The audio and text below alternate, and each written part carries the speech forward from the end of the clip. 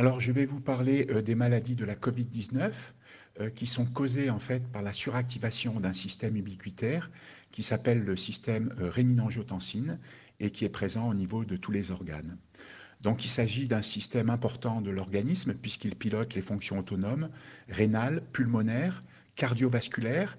Il pilote également l'immunité innée et les différentes flores microbiennes.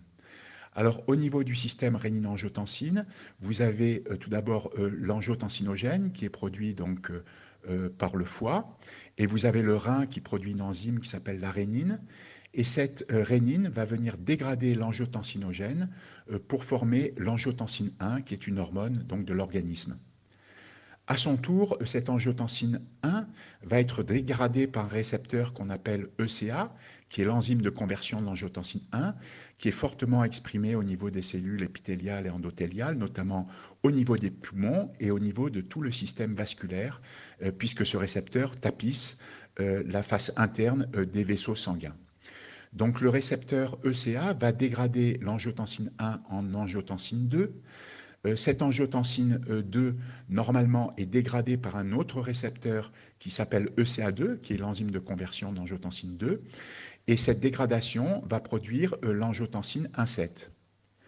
Or, lorsqu'il y a une infection virale au virus SARS-CoV-2, la protéine spike de ce virus vient reconnaître le récepteur ECA2 et gêne ainsi la dégradation de l'angiotensine 2 qui se retrouve en excès.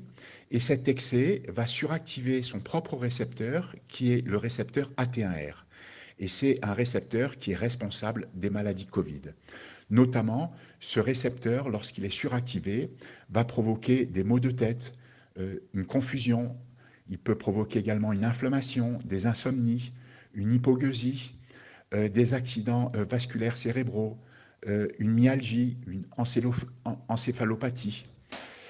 Au niveau du foie, par exemple, ce récepteur suractivé va provoquer une augmentation des taux de bilirubine et d'aminotransférase. Il va pouvoir provoquer une stéatose microvasculaire ainsi qu'une dégénérescence des hépatocytes.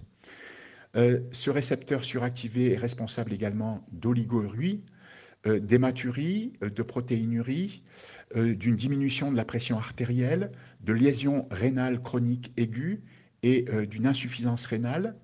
Il peut provoquer des nausées, des vomissements, des diarrhées, de l'anorexie, des douleurs abdominales, ainsi que des infections du tractus gastro-intestinal.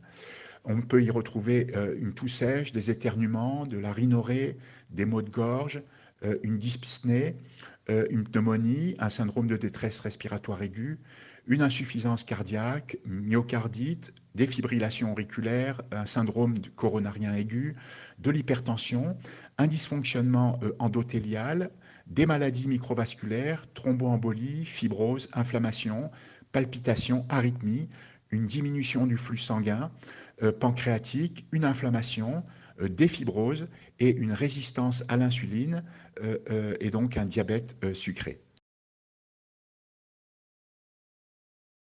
Alors parmi les pathologies décrites, certaines peuvent être mortelles à court terme. Il s'agit des pathologies qui sont soulignées en rouge. On y retrouve donc les troubles et les inflammations cardiaques.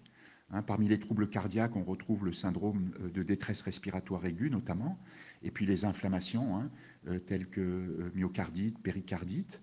Il y a également les thromboses, donc l'occlusion de vaisseaux sanguins, et puis les accidents vasculaires cérébraux. Alors pour finir, je rappellerai que le dérèglement du système rénine-angiotensine est responsable du syndrome d'activation macrophagique, que l'on appelle le SAM. Il est également responsable du syndrome d'activation mastocytaire, ou SAMA, également de la pullulation des bactéries du côlon au niveau de l'intestin grêle, ce qu'on appelle le SIBO, et il est également responsable d'une hypokaliémie, c'est-à-dire d'un déficit de potassium dans le sang, qui peut être responsable donc de pathologies très sévères.